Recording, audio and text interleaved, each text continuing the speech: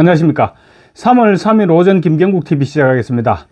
헌법재판소에 이어서 선관위 또한 비리 종합 세트로 드러나면서 국민들의 분노가 폭발하고 있습니다. 더 가관인 것은 이런 기관들을 민주당이 감싸고 있다는 것입니다. 이제 민주당과 헌법재판소, 선관위가 얽힌 더러운 카르텔이 만천하에 드러나고 있습니다. 그러자 민주당 대표를 지냈죠. 민주당 대표를 지냈던 이낙연 세미래 민주당 상임고문이 선관위의 총체적 비리 문제를 지적하는 데 가세했습니다. 선관위 임직원 친인척에 대한 특혜 취업과 도덕적 해이에 이어서 장관급인 사무총장이 특정 정치 세력과 내통까지 했다는 사실이 드러났음에도 민주당은 지금 침묵으로 일관하고 있습니다. 아무래도 선관위 사무총장과 내통한 특정 정치 세력이 민주당이 아니냐, 이런 의혹이 들 수밖에 없게 하는 그런 대목입니다. 그러자 민주당 대표와 민주당 정권에서 국무총리까지 역임했던 이낙연 고문이 민주당의 침묵은 아무래도 이상하다면서 의혹을 제기하고 나선 것입니다. 이 정도 총체적인 비리에 침묵하는 것은 아무리 좋게 생각해도 한통속이라고밖에 볼 수 없는 것입니다. 이번에 드러난 선관위 김세환 전 사무총장의 정치권 내통 의혹을 보면 윤석열 대통령이 선관위의 의혹을 제대로 간파했던 것임이 다시 한번 드러나고 있습니다.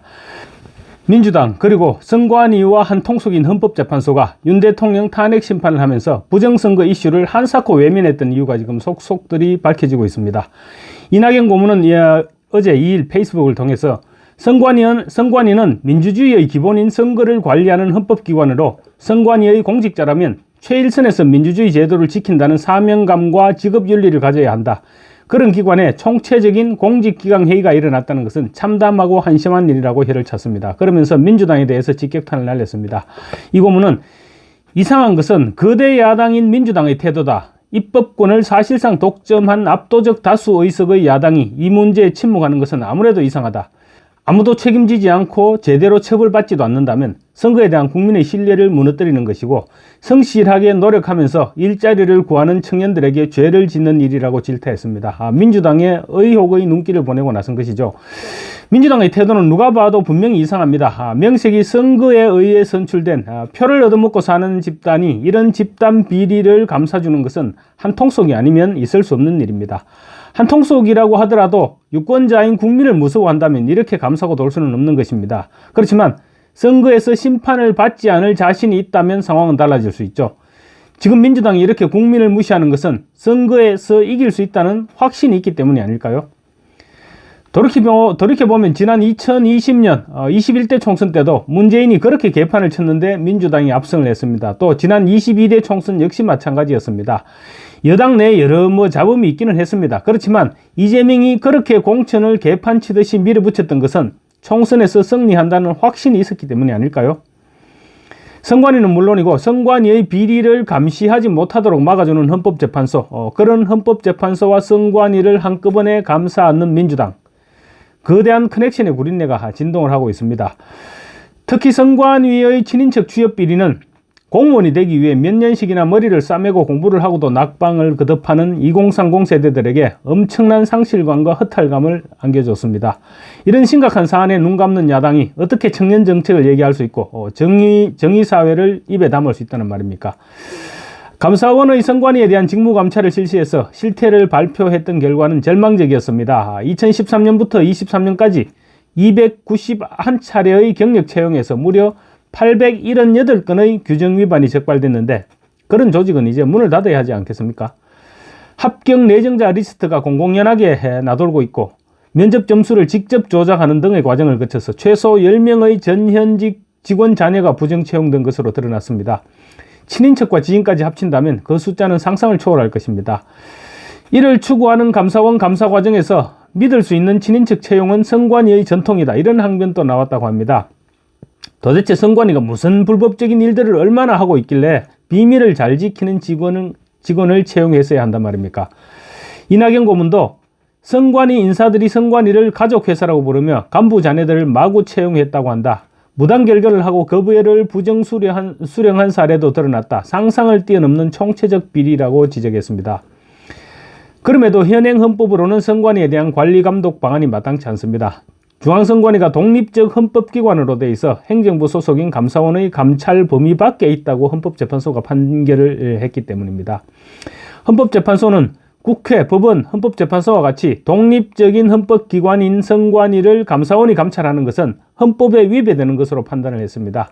민주당과 선관위 그리고 헌법재판소의 짬짬이가 나라를 말아먹고 있는 것입니다. 마치 남미나 아프리카 후진국의 독재국가를 연상케 하는 그런 일들이 2025년 대한민국에서 지금 벌어지고 있는 것입니다. 선관위가 독립기관이니까 행정부를 대상으로 하는 감사원의 감사를 받는 것은 위헌이라는 것이 현재의 논리인데, 선관위는 이미 과거 4차례나 감사원의 직무감찰을 받았던 적이 이미 있습니다. 2015년 기관운영감사, 2019년 기관운영감사 및 공적개발 원조사업 추진 및 관리감독 실태, 2022년 정기감사 등 총 4차례 감사를 실시해서 징계 2건, 주의 4건, 통보 6건의 처분을 요구했습니다. 이 가운데 5건은 인력관리 부분에 대한 지적이 담겨 있었다고 합니다. 그런데 2023년 7월 전현직 고위직 자녀 고용 세습 의혹에 대한 감사원의 대규모 감사가 실시되니까 선관위가 헌법재판소에 권한쟁의 심판을 청구하면서 반발했던 것입니다. 뜨거라 싶었던 것이고, 결과적으로는 감사 결과 선관위에서 감추고 싶었던 비리 덩어리들이 그대로 노출되었습니다. 선관위의 세습 채용은 현대판 음수제로 볼 수 있을 정도로 충격적이었습니다. 그런데도 헌법재판소는 선관위의 손을 들어줬습니다.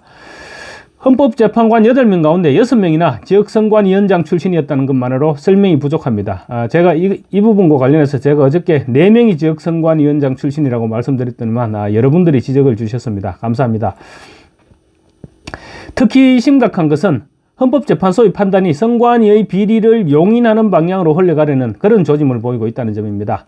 선관위의 독립성을 강조하는 것은 투명성과 공정성을 담보하기 위한 것입니다. 그런데 이 정도 조직적 비리가 드러났음에도 방치한다는 것은 국가의 존재 이유를 부정하는 것입니다. 더욱 심각한 것은 전임 선거관리위원회 사무총장의 이해 못할 행동입니다. 선관위원장은 대법관이 맞죠. 그래서 대법관이 맡으면서 사실상 명예직이고, 선관위를 실질적으로 움직이는 사람은 장관급인 사무총장입니다. 그는 사무총장이 2022년 대선과 지방선거를 앞두고 선관위 명의의 차명폰을 만들어서 정치인들과 소통해왔던 사실이 드러났습니다. 초점이 흐려지는 것 같아서 이런 부분까지는 거론하기 싫지만 그 전화 요금까지 선관위에서 계속 지불해주고 있었다고 합니다. 이 무슨 멍멍이 같은 상황이란 말입니까? 게임을 진행해야 될 심판이 특정 세력과 한편이었다면 그 게임은 하나만한 결과로 끝날 수밖에 없습니다. 김세환이 중앙선관위 사무총장을 맡았던 것은 2020년 9월이었습니다. 문재인 정부 시절 노정희 대법관이 임명을 했습니다. 소쿠리 투표 논란으로 책임지고 퇴직하기 2개월 전인 2022년 1월 문재인 임기 말에 선관위 명의의 세컨폰을 개통했습니다. 일종의 차명폰이었습니다. 개통 시점은 대선과 지방선거를 코앞에 둔 시점이었죠. 그런데 김세환은 그 차명폰으로 정치인들과 소통을 했다고 합니다. 김세환이 소통한 정치인이 여당이었을지 야당이었을지는 자명한 일이죠. 선관위 사무총장이 정치인들과 내통을 하고 있는 상황에서 선거 관리가 제대로 이루어졌다고 생각하는 바보는 없을 것입니다. 감사원 감사에서 적발된 이후 김세환이 전화기를 반납을 했는데 사용 내역을 모두 지워버리고 깡통폰 상태로 뒤늦게 반납을 했던 것입니다. 그만큼 외부에서 알아서는 안 될 부적절한 내용이 많았던 것입니다. 전화기 속에는.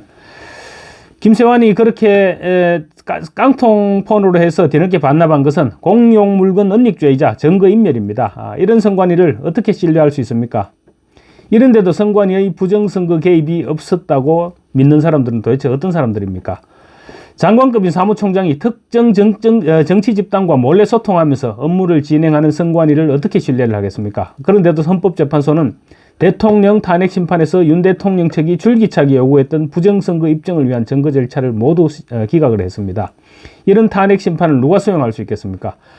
국민의힘 주진우 법률자문위원장은 불과 11차례의 탄핵 재판으로 끝날 일이 아니다.